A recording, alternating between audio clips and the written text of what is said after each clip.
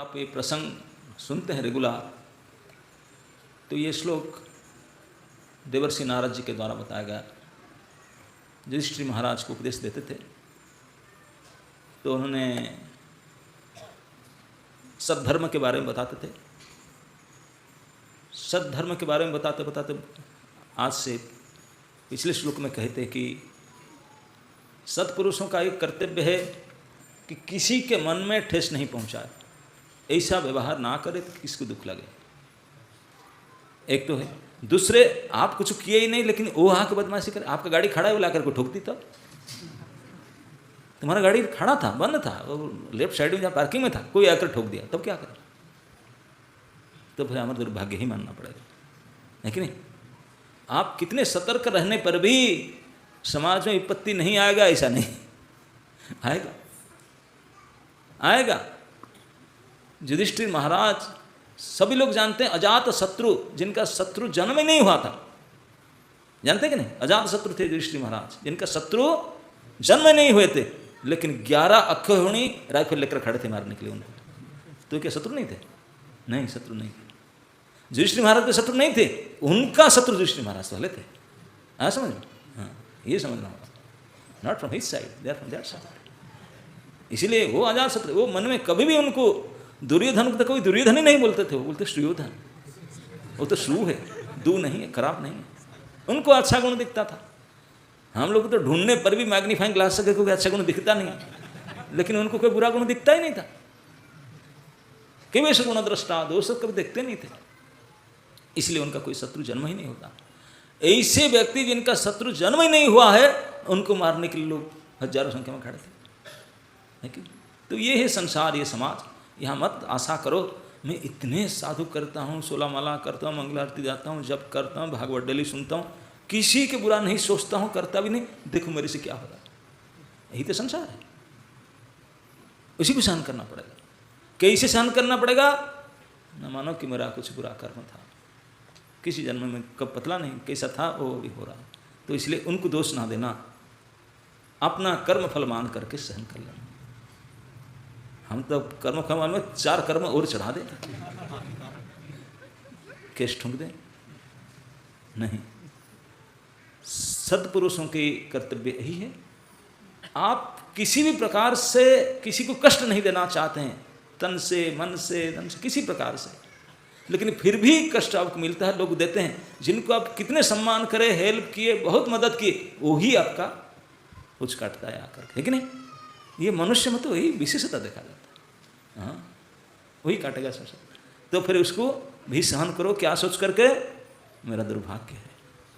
Okay, यहाँ ये मत कहो ये क्या हो रहा है, नहीं क्या हो रहा है, नहीं ये तो होना ही था तुझे, ये ऑलरेडी प्रीपेड था। हाँ, प्री अरेंज्ड था, क्योंकि वो तो बदमाशी किया था, अभी अच्छा बन रहा है, लेकिन पहले क्या करता रहा है, तो पूरा हो जाना चाहिए। भगवान ने कृपा करके उसको क्लीन कर देते हैं। तो इसी भावना के साथ वी शुड भी टॉलरेटिंग एंड कोऑपरेटिंग, सहन करना चाहिए, फिर उनका साथ देना चाहिए, सहन करना चाहिए। तो ये मैं इस कृष्ण प्रसंग में बात कहा,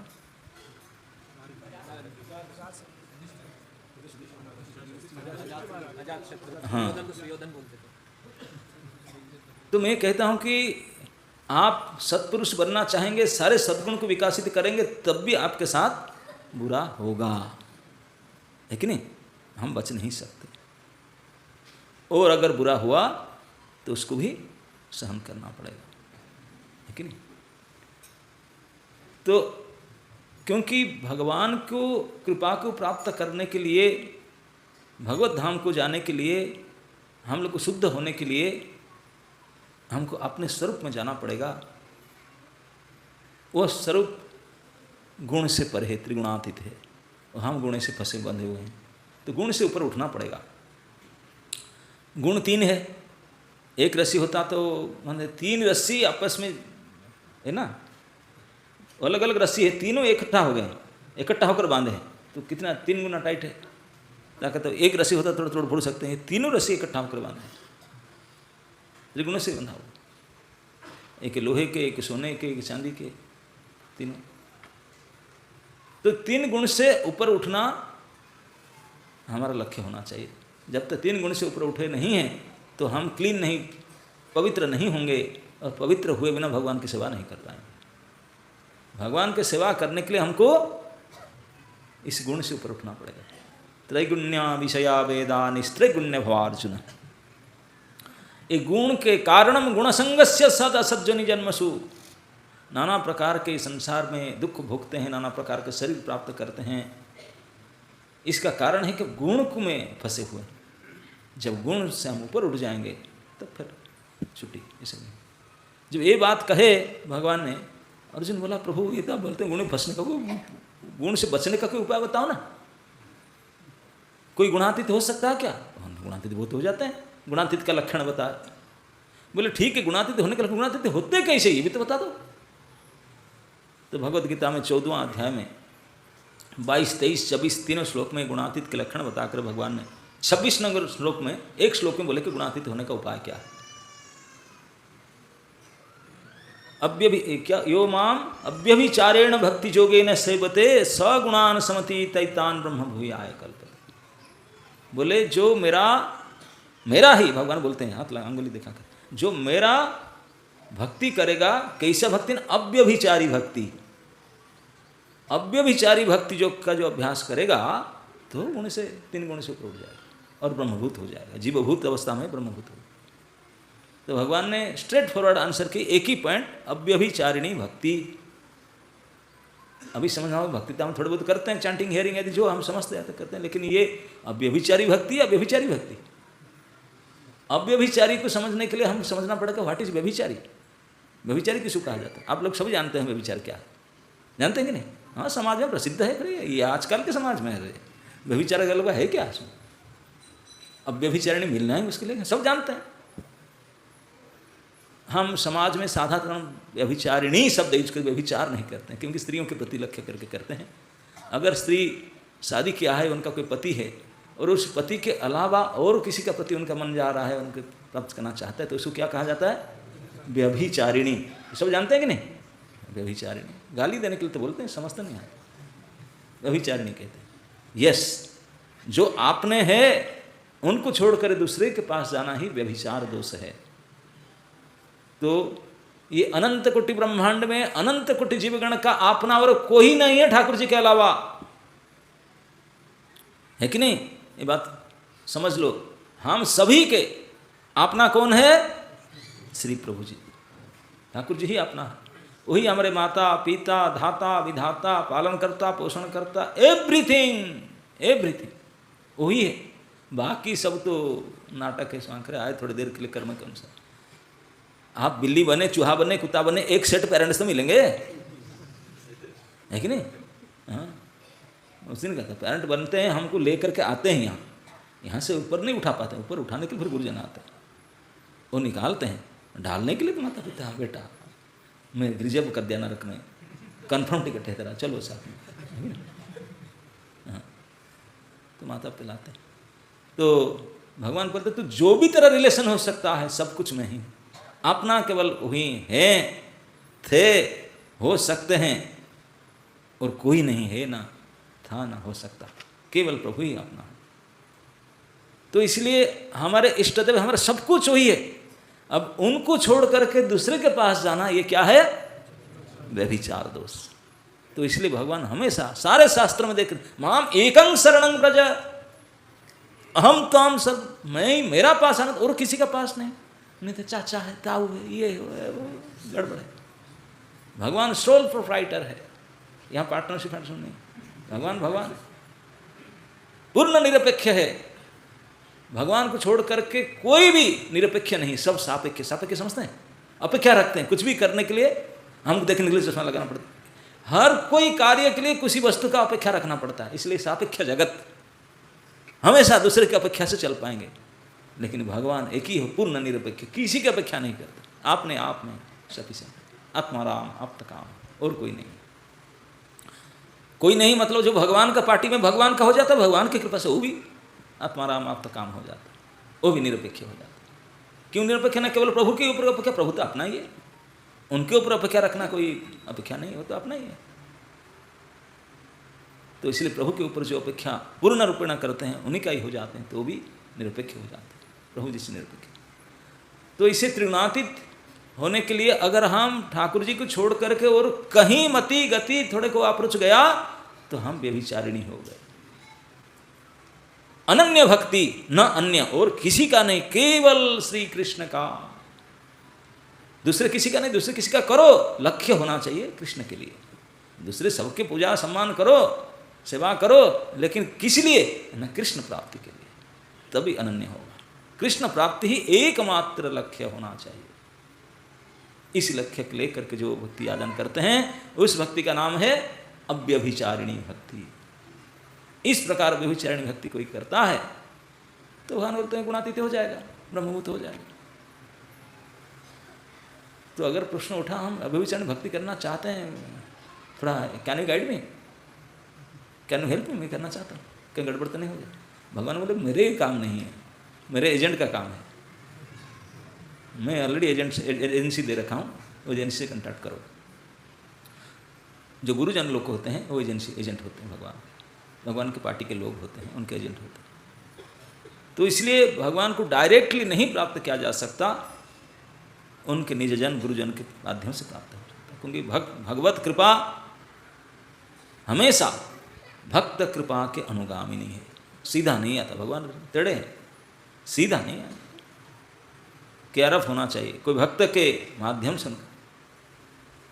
गुरु रूपे कृष्ण कृपा करे न भक्त गणे। भगवान अपने भक्त के ऊपर कृपा करते हैं लेकिन सीधा नहीं करते। कैसे करते हैं? गुरु के माध्यम से ही करते हैं, गुरु ही माध्यम है। एक समय श्री नानक देव जी ने, आज से लगभग 500 साल पहले नानक देव थे, भगवान चैतन्य महाप्रभु समसामयिक थे, उनका बहुत बड़े ग्रुप था नानकपंथी, वो भी जगन्नाथपुरी गए पुरुषोत्तम क्षेत्र में, और सैकड़ों लोग उनके साथ 500-700 लोग चले गए। पहली बार तो पैदल में जाना होता था, जाके पहुँचे, इतने बड़े, तभी धर्मशाला अगर तभी तो इतने एडवांस नहीं था गेस्ट हाउस में, तो समुद्र किनारे बैठे, बोले कहाँ रुकेंगे, किसी सोचेंगे, बैठे थे। और वो नानक देव जी अग्निहोत्री साधु थे, प्रतिदिन सुबह थोड़ा हवन करते थे। तो बैठ करके उनके फले और उनको छोड़ कर कोई जाते नहीं थे, समुद्र किनारे बैठ के बातचीत करते थे। एक पंडा जा रहा था साथ में, बोला ये कहाँ से आ गया, इतने लोग, अरे मेरे पास आना, मैं दर्शन कराऊंगा, ये कौन है? जैसे तुरंत कुत्ता दूसरे को देखने भूखता है ना, तो भूखने लगा, गाली देने लगा। अच्छा तो वही था कि लोग कोई समझ नहीं पा रहे थे भाषा, तो चलो बिल्कुल बोल रहा है, लेकिन नानक देव को पता चल रहा था ये तो मुझे गालियाँ दे रहा है। वो देखा गाली दे रहा था, तो नानक देव उनको बुलाए, बोले हे सेवक श्रेष्ठ ब्राह्मण देव, कृपा करके आए। वो देखा कि अच्छा मेरे से अच्छा बात कर रहा है, मैं गाली दे रहा हूँ उसे, हाथ जोड़ता है। अच्छा नहीं, बोले क्या ना, मैं तो हमको ढूंढ रहा था, आपके द्वारा दर्शन कराऊंगा। अच्छा मैं कराऊंगा, अब बताओ कब चले? ना ऐसा है कि हम तो चलेंगे, लेकिन मेरा एक नीति है, सबसे पहले सुबह में थोड़ा हवन करता हूँ। ना कर लो ना, आगे नहीं, मुझे दुकान पता नहीं, फर्स्ट टाइम आया हूँ, नया आया हूँ, आग अभी लाता हूँ। तो घर से जाकर माचिस ले आया। तो नानक देव बोले मैं माचिस नहीं मांगा था आपको, मैं तो आपको आंग मांगा था, माचिस क्यों देते हैं आपने? बोला हो माचिस नहीं मांगा था। तो घर में बोला एक डिब्बी कैंडल होता ना इसे जलने वाला, उसको जला कर लेकर आया। बोले मैं कैंडल थोड़ी ना मांगा था, मैं आग मांगा था। वापस गया, बोले सोचा क्या कैसे जलती हुई लकड़ी लेकर गई, तो आग, बोली तो लकड़ी है जलती हुई, आग कहाँ? चिल्ला कर बोला अरे मूर्ख कहीं के, आग इसे कैसे दे दूं? आग के लिए तो माध्यम चाहिए। और उसको पहले गाली दे रहा था, यहाँ जगन्नाथ क्षेत्र पुरुषोत्तम क्षेत्र है, सीधा पुरुषोत्तम है, जो आएंगे सीधा भगवान जान करे, प्रसाद पाए, दर्शन करे, ये सब क्या गुरु मुरु इधर के नहीं चलेगा, गालियाँ दे रहा था। तो इसीलिए नानक जी उनको बोले आग मत लाकर दौड़ थोड़ा। और एक कई प्रकार से लाता था, बोलते नहीं मुझे आग चाहिए, ये माचिस नहीं चाहिए, कैंडल नहीं चाहिए, लकड़ी नहीं चाहिए। तो चिल्ला कर गाली देकर बोला आग कैसे लाऊं? किसी के माध्यम से लाना पड़ेगा, नहीं तो आग कैसे लाएगा? हाँ ना, ये छोटी सी आग नहीं ला सकते, सीधा कोई माध्यम चाहिए। तो भगवान परम ज्योति उनको बिना माध्यम से ला सकते हैं।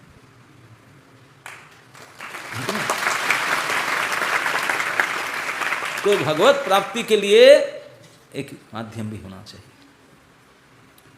दूसरे संत गण बताते हैं, अभी चंदन पूर्णिमा चल रहा था, चंदन अभी से लगाते होंगे डेली।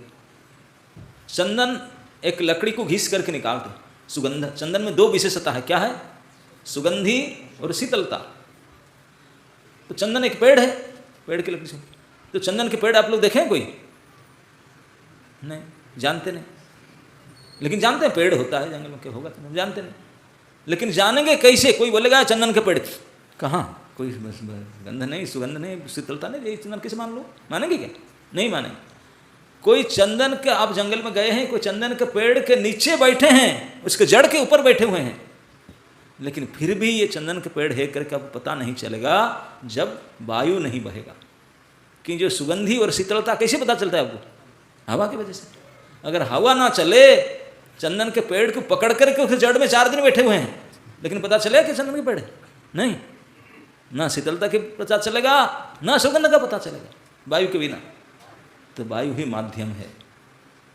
जिससे वायु के बिना चंदन के सुगंधी और शीतलता के पता नहीं चलता, चंदन पर महत्व पता नहीं चलता, ठीक इसी प्रकार भक्त के बिना भगवान के महत्व को पता नहीं कर सकते। भक्त वायु जैसे होते, माध्यम होते हैं, भगवान साक्षात चंदन तरु हरि संत समीरा ऐसे होते हैं, वो माध्यम होते हैं। प्रभुपाद जी समझाने को बोलते जस्ट लाइक पोस्ट पियन, मनी ऑर्डर आया हमारे पास, कैसे आएगा? पोस्ट में ला कर देता है, डिलीवरी करता है ना, उसमें लेता है तो वो बेचारा ला कर देता है, आप उसको बख्शिश दो या ना दो, उसको कुछ नहीं ला कर। ठीक इसी प्रकार भगवान की कृपा को जन सामान्य के पास ला कर पहुँचाना, ये गुरुजन के काम होता है, यही काम होता है। तो भगवान उनके तरफ से उनको अपॉइंट कर रखे, उनको देते हैं, और वो ला करके सामान्य जन को देते हैं। जो गुरु तत्व है, गुरुजन है, वो हमारे जैसे एक व्यक्ति होते हैं, ऐसा कुछ नहीं है, लेकिन भगवान के कृपा शक्ति के एम्पावरमेंट है, भगवान की कृपा शक्ति के प्रकाश है। यद्यपि हमारे गुरु चैतन्य दास, तथापि जानिए मुहि तहार प्रकाश। उनके दास ही तो है, लेकिन उनका प्रकाश भी उसके अंदर आता है। भगवान कृपा करके अपने कृपा शक्ति के प्रकाश उसके अंदर डाल देते हैं। तो ये कृपा को, भगवान की कृपा और किसी का नहीं, उन्हीं की कृपा को उन्होंने फिर दूसरे को देता है, माध्यम बनता है। बस यही इतना है गुरु जी का तत्व, गुरु तत्व बोल इतना ही, भगवत कृपा के धारणकारी और दूसरे को देने वाले। तो यहाँ भगवान नारद जी ने समझाए ऋषि महाराज को, सत्पुरुषों को अपने गुण को विजय करना पड़ेगा। गुण को कैसे जीतूं?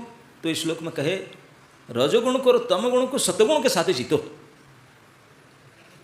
रजस तमश्च सत्वेन, रज और तम को सत्व के द्वारा, सत्वगुण को विकास करो।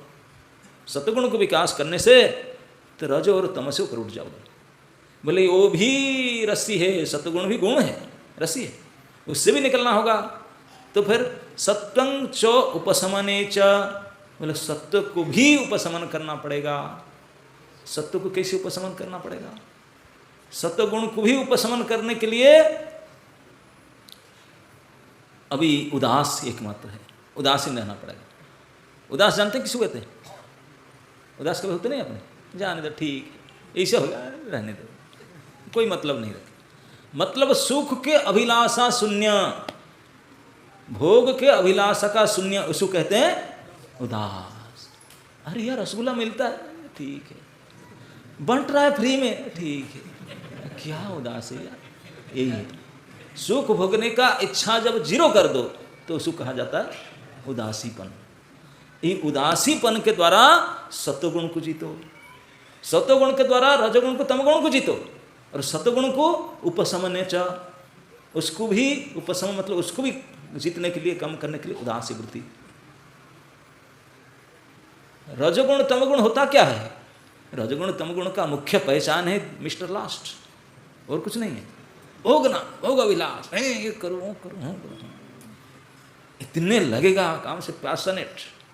अरे काम आदि, काम श्रेष्ठ है, और उसके जितने सारे परिजन, उनको भोगने के लिए जो प्रबल वेग है वो रजो वेग है। तमगुण से आलस्य, मोह, निद्रा, थक जाएंगे भाई, मरे भाई, पड़े रहेंगे, शराब फराब पी लें, बहुत खट लिया, थोड़े नशा फसा खा कर, तमगुण में आ जाए। ये दोनों को जीतने के लिए सिंपल आहार, सरल आहार विहार, ये सब करो, चीज सरल संग करो, सब संग आहार विहार, सत्वगुण इसको विकास करो, तब ये करो, ये करो, नहीं तो इतना चल जाएगा, क्या है, रोटी शाक से काम चल जाता, पेट भर जाता है। हलवा पूरी खीरी नहीं तो कोई बात नहीं, सूखा रोटी साग तो मिलेगा, पेट भर जाए, इस प्रकार से simple living and high thinking, ये है सत्वगुण। उसको विकास करके ये जो पैशनेट रजोगुण, भोग वासना, काम आदि, उसको जीत सकते हैं। लेकिन सत्वगुण में भी कुछ काम के भोग वासना रहता है, ऐसा बात नहीं है। थोड़ा सिंपल भाव तो रहता तो है ना, इतने मसला नहीं खाओगे, लेकिन खाऊंगी तो सही।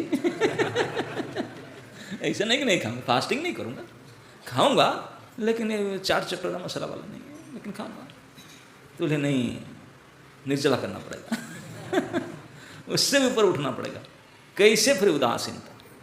क्योंकि काम भोग से जब तक निवृत्त नहीं हो गए तो भूल जाओ कि राम को पाओगे। जहाँ काम तहाँ नहीं राम, और जहाँ राम तहाँ नहीं काम।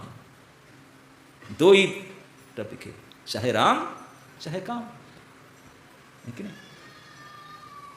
तो राम या आराम जो कहो। तो इस प्रकार सत्वगुण को भी उदासीन भाव से, काम भोग की इच्छा को रहित होकर के उसको ऊपर उठना पड़ेगा।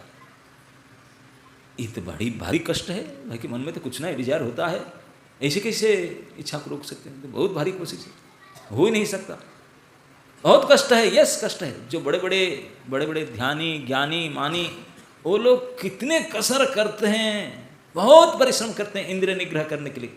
क्योंकि योग का लक्ष्य है, जानते हैं, बड़े बड़े योगाचार्य जानते हैं, योग का परिणाम क्या है? निग्रह। इंद्रिय निग्रह ही योग का उद्देश्य है। योग का उद्देश्य इंद्रिय निग्रह। इंद्रिय को निग्रह नहीं किया तो जुड़ेगा कैसे? इंद्रिय निग्रह ही क्या? और इंद्रिय को निग्रह करने के लिए कितने कितने कठोर व्रत अवलंबन करते हैं। बोलूंगा नहीं, देखूंगा नहीं, काट कूट दूंगा, ये करूंगा, वो करूंगा, राक्षसी प्रवृत्ति अपनाते, कितने क्या क्या खतरनाक कष्ट को स्वीकार करते हैं, लेकिन फिर भी नहीं होता।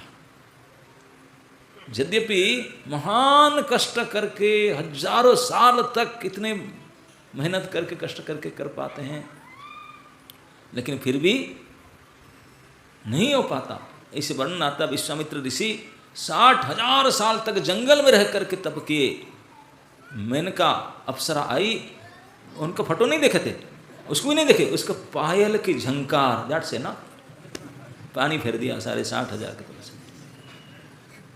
भागवत में वर्णन आता है सोबरी ऋषि का, वो बोले बड़े डिस्टर्बेंस होता है, लोग आ जाते हैं, तो चला गया पानी के अंदर। इतना जोग शक्ति था, अतल जल के अंदर, पानी के अंदर बैठ सकता था वो। पता नहीं उनका ऑक्सीजन कैसे लेता था।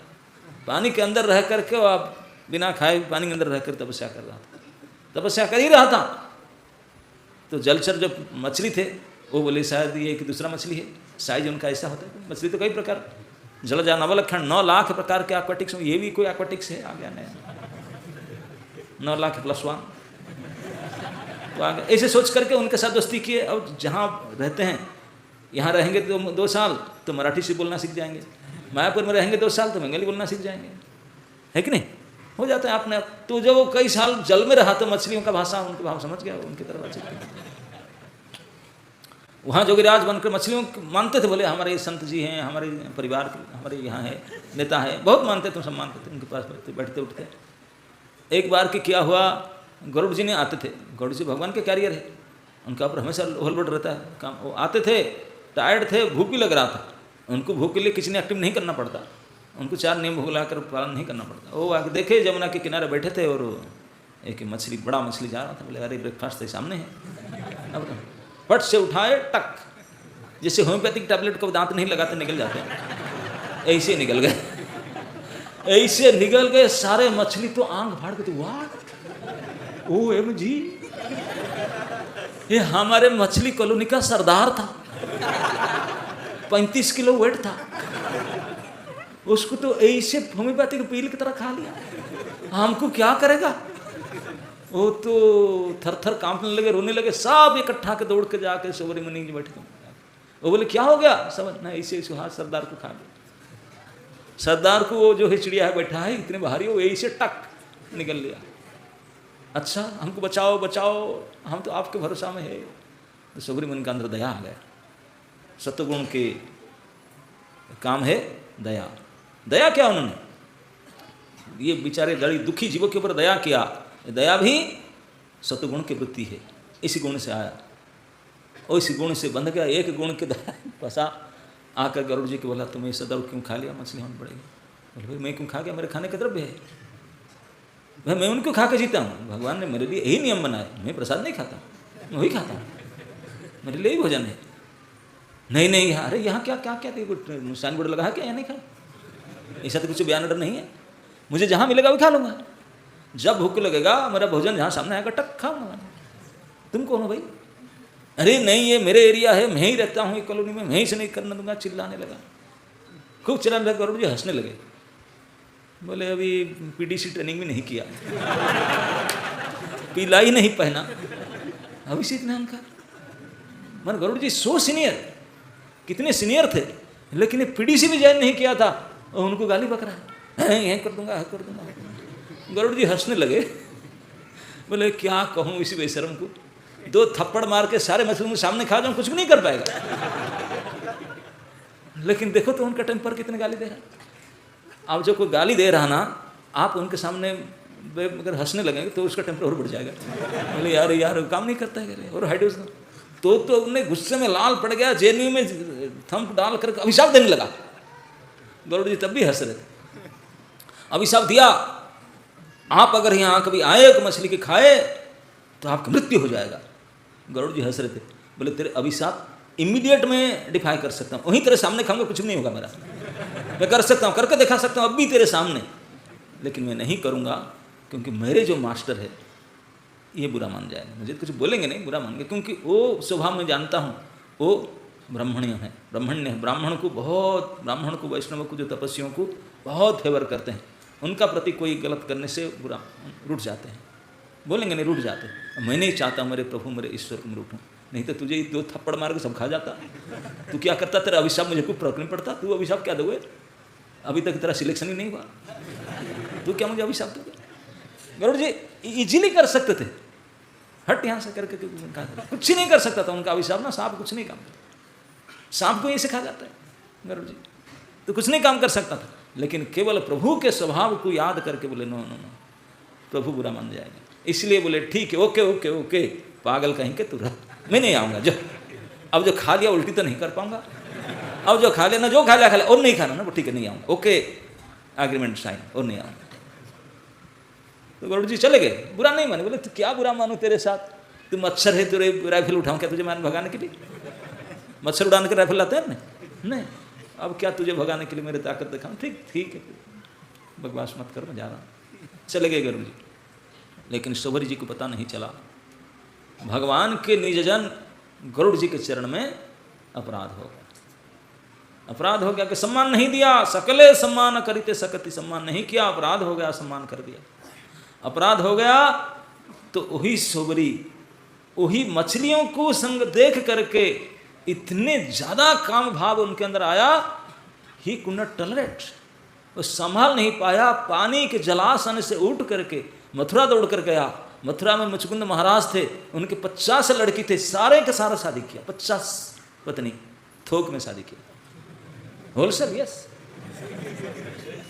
50 पत्नी और शादी करके वहाँ रहा, और जोगी था, 50 शरीर बना करके रहा। कुछ साल के बाद उनको याद आया, बोला हाय हाय मैं कहाँ था, कहाँ फंस गया, कैसे मेरा पतन हुआ, कैसे मेरे फॉल डाउन हुआ। तब याद किया, पीछे जा करके व्हाट्सएप चेक कर रहा था, देखा अरे उस दिन का यही मामला है। हो बहुत गिड़गिड़ाया, बहुत पश्चाताप किया, बहुत बोला मैं गलती कर लिया, अपराध कर लिया। तब जा करके वो तो फिर तपने लगा, जो उतने सब तक गया पानी, फिर शुरू से फिर तपस्या किया, क्योंकि यहाँ तक पहुँच गया था, सब जीरो हो गया, खाता नील, जो ही बचा था 50 ने खींच लिए, सब नील कर दिए। फिर शुरू से करने लगा, फिर शुरू से करने लगा। किया था, भगवान कृपा करते हैं भ्रष्ट जोगी को भी, सुचिताम शिवताम के जोग भ्रष्ट में जाए थे, भगवान की कृपा है। ये जो सप्लीमेंटरी कंपार्टमेंटरी थे, भगवान से सीखे। अगर कोई एक आध पेपर क्लियर नहीं होता है, बोले भगवान आजकल यूनिवर्सिटी भी चांस देता है, वो कहाँ से सीखे, भगवान से सीखे। अगर भ्रष्ट फेल हो जाता है तो फिर दोबारा चांस है, कर लो इस बार क्लियर। तो भगवान चांस दिए उनको क्लियर करने के लिए शबरी जी को। वो तो कान नाक पकड़े रगड़ रगड़ करके बोला दोबारा ऐसा नहीं करूँगा, तो उन्हें किया। तो इसलिए भक्तों के चरण में अपराध करने से ये, और केवल उनका पतन नहीं हुआ, बचा रहा था मछलियों को। बोला ये मेरे एरिया है, ये हृद है, ये हृद में तू नहीं आ सकता। गरुड़ जी तो आए नहीं, आया कौन? कालिया महासर्प आया। मछली नहीं, जितने भी जलचर प्राणी थे नील, जल भुंज के राख, एक भी नहीं बचा। कॉलोनी की कॉलोनी खत्म, डिस्ट्रिक्ट पूरा खत्म, एक भी नहीं बीच। भागवत तो यहां तक वर्णन करता है, कालिया जब रहता था 3 किलोमीटर तक कोई पेड़ न कोई चिड़िया भी आकाश में उड़ नहीं सकते थे, मर जाते थे गिर कर, इतने भयंकर विष ज्वाला था। बताओ ये किसके कारण कालिया है मालूम है ना? बिकॉज कालिया ढूंढने लगा, हुई चीज थी गरुड़पुर एरिया। गरुड़पुर एरिया कोई ढूंढ रहा था, वही पता चला, गूगल ने बताया। तो यहाँ आ गया। अगर गरुड़ यहाँ आते थे तो कालिया यहाँ नहीं आता था, डर के मारे नहीं आता था। लेकिन गरुड़ जी नहीं आते थे, पता चल गया, तब वो आया और तुम्हारा सारे वंश नाश कर गया। तो ही होता है भक्तों के चरण में अपराध के परिणाम। और ये अपराध होता कहाँ से? असम्मान से, असम्मान से। इसलिए सम्मान करना सीखना। और इस श्लोक में ये कहते हैं कि इस प्रकार रजोगुण को, तमोगुण को और सतोगुण को, तीनों को जीतना पड़ेगा। कई उपाय करके तो बड़े बड़े जोगी ज्ञानी मार्ग में, अन्य अन्य तप मार्ग में, हठ मार्ग में बहुत प्रयास करते हैं। हजारों हजारों साल प्रयास करने के बाद में 1-2 सेकंड में ही सारे पानी फिर जाते, खत्म, फिर दोबारा शुरू करना पड़ता, सारे खत्म हो जाते। लेकिन एक ऐसे मार्ग है भक्ति मार्गी, वो ज़्यादा कठोर परिश्रम करते ही नहीं, वो ज़्यादा करते नहीं। ये शब्द आया एतत् सर्वम गुरो भक्त्या, सेकंड लाइन में एतत् सर्वम। एतत् सर्व मतलब न तमगुण को, रजगुण को, सतगुण को, एतत् सर्व, तीनों को। अंजसा मतलब बड़ी सरलता से, अनायास से, कोई आयास नहीं, कोई ज़्यादा मेहनत नहीं करना पड़ेगा, अनायास। अंजसा जयेत, ऐसे ही जीत जाते हैं, ऐसे ही। कहने का मतलब है वो लोग रजोगुण तमगुण प्रभाव को जीतने के लिए प्रयास ही नहीं करते। कौन? ना जो श्री गुरुदेव की आदेश को जीवन सर्वस्व करके पालन करते हैं, गुरु और भक्तिया, गुरुदेव को श्रद्धा और भक्ति करते हैं, उनके आदेश को पालन करते हैं श्रद्धा और भक्ति सहकार में, उन लोगों को कोई गुण के ऊपर जाने के लिए त्रिगुणातीत होने का प्रयास नहीं करना पड़ता। ना फिर बोले साइड इफेक्ट हो जाता है। त्रिगुणातीत होना इज दी साइड इफेक्ट, मतलब ये उनका लक्ष्य नहीं है। मैं गुणातीत होकर क्या करूं? उनका लक्ष्य है प्रभु की सेवक बनना, इसलिए गुरुजन सेवक है, उनसे सेवा ट्रेनिंग दे, सेवा करना। तो प्रभु की सेवा करने के लिए गुणातीत होना पड़ेगा, वो साइड इफेक्ट हो जाता है। मतलब ये आनुषंगिक फल, ये मुख्य फल नहीं है। ये गुणातीत हो जाना भक्तों को कैसे प्राप्त होता है? आज ये आनुषंगिक फल साइड इफेक्ट रूप में आ गया। तो कितने आसान समझ लीजिए, वो उसके लिए प्रयास भी नहीं करते। कैसे हो जाता है? क्योंकि भगवत कृपा, भगवान की कृपा के कारण जो अति असंभव, ये ऐसे ही साइड की तरह ऐसे ही आ गया, आयास के बिना, प्रयास के बिना आया नहीं, उसको जीत गए, कंट्रोल भी कर लिया। भगवत कृपा से ही हो सकता है। तो भगवत कृपा कैसे हुआ? न जस्य प्रसादात् भगवत प्रसाद, क्योंकि गुरु की कृपा हो गया, गुरु की अनुकूलता हुआ, तो ये भगवान की कृपा हो गया। वो तो अपना भविष्य है, कुछ नहीं करना पड़ेगा। तो इसी को नारद जी ने युधिष्ठिर महाराज समझाते हैं। तो भक्ति मार्ग इतने सरल सहज मार्ग है, इतने सीधा और सर्व प्रभावशाली मार्ग है, जिसमें जो अति दुस्तर इंद्रिय निग्रह आज साइड इफेक्ट से आ जाता है। उसके लिए प्रयास भी नहीं किया, अनुसंगिक फल करके प्राप्त हो जाता है, जिसको प्राप्त करने के लिए बड़े बड़े ज्ञानी आदि, जोगी आदि एड़ी के चोटी लगाकर मार जाते हैं, फिर मर जाते हैं, कर नहीं पाते हैं। भक्तों के लिए तो ये आनुषंगिक फल के जैसा प्राप्त हो जाता है। बोले सो कैसे?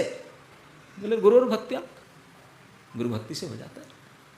तो इसलिए भक्ति मार्ग का यही विशेषता है। भक्ति मार्ग का शुरुआत कहाँ से होता है? आदो गुरुपादाश्रय। भक्ति करना है सबसे पहले गुरुजन के आश्रय ग्रहण कर, नहीं तो सवाल ही नहीं उठता। आदो गुरुपादाश्रय, उसके बाद में दीक्षा, शिक्षा, विश्रम्भेण गुरुर सेवा, यही सब कोर्स है, सिलेबस केवल गुरु से। तो इसी में अगर गुरु को किसी प्रकार प्रसन्न कर पाया तो गुरु तो प्रसन्न नहीं होते हैं, गुरु जैसे खुश हो जाते हैं तो उनके अंदर से भगवान प्रसन्न हो जाते हैं। भगवान प्रसन्न होने से क्या नहीं बनेगा बताओ? अपना भक्ति मार्ग का सफलता गुरु की प्रसन्नता, दैट्स इट, और कुछ नहीं। क्योंकि गुरु की प्रसन्नता ही भगत प्रश्न, you want to please lord, please lord तो प्लीज इसी वही। तो इसी को देवगुरु देव ऋषि महान भक्ति के आचार्य श्री नारद जी ये बात कहते हैं। ये बात नारद जी कहते हैं युधिष्ठिर महाराज को, बोले बाकी कुछ करना नहीं है, पूरी ताकत लगा करके विश्रम्भेण गुरु सेवा, और अगर श्रद्धा भक्ति के साथ कर लो तो ठाकुर जी ऊपर से ही कृपा कर देंगे, जो अति असंभव आसान से संभव हो जाए, आसान से हो जाए। लेकिन इतना आसान नहीं है गुरु जी को प्रसन्न करना, उसके लिए मेहनत लगाना पड़ता है। क्योंकि इस संसार में सबसे कठिन काम क्या जानते हैं? सबसे कठिन काम आप जानते नहीं, सबसे कठिन काम है किसी के अधीन हो जाना, अधीनता स्वीकार। ऐसे कैसे? ठीक है, थोड़ा तो ठीक है, इतना कर लूँगा, बाकी मेरे पंथ रहेगा। पूर्ण पराधीन हो जाना इस संसार में नेक्स्ट टू इम्पॉसिबल, और यही अपेक्षा करते हैं। यही अपेक्षा किया जाए भक्ति योग में कि गुरुजन के प्रति पूर्ण पराधीन हो जाए, तब ठाकुर जी कृपा करते हैं। अब ठाकुर जी की कृपा हो जाए तो आधी सेकंड में बन जाए काम, आधी सेकंड में ना लगे। लेकिन इसके करने के लिए कोई जन्म लग जाए, ये जो स्वाधीन चित्ता भाव हमसे अंदर छूटता नहीं। इसी के लिए प्रयास करना चाहिए कि मैं पूर्ण समर्पण कर दूं, उसी को ही मेरे जीवन सर्वस्व मान लो। सफलता तो आपके नीचे बैठा हुआ, कोई बात नहीं। ऐसे ही है ये भक्ति योग का ये पराकाष्ठा। भक्ति योग में विशेषता और कुछ भी नहीं है, गुरु सेवा ही विशेषता है, गुरु प्रसन्नता ही सफलता है। इसी बात को कहते हैं, और इसी बात को आगे श्लोक में और विविडली कहेंगे कि अगर गुरु की सेवा करते हुए बोले अरे हमारे जैसे उबित है और क्या है, थोड़ा सा सामान्य बुद्धि आ गया तो जितने भी भक्ति सारे चुपट हो जाए। यहाँ ही भारी संभव है कि नहीं? तो ही सिखा देते हैं कि जो लोग अति अनायास में सरलता से अपने जीवन के लक्ष्य को साधित करना चाहते हैं, सफल करना चाहते हैं, ये सफलता जो केवल अनायास भक्ति मार्ग में हो सकता है, भक्ति मार्ग का एकमात्र रहस्य है गुरुहितम, गुरु सेवावास। यही नहीं सफलता, इसी में टिका हुआ। इसी को नारद जी ने युधिष्ठिर महाराज को सिखाते हैं, कैसे भी किसी करो बाकी अपना हो जाएगा, साइड इफेक्ट अपने आप करना।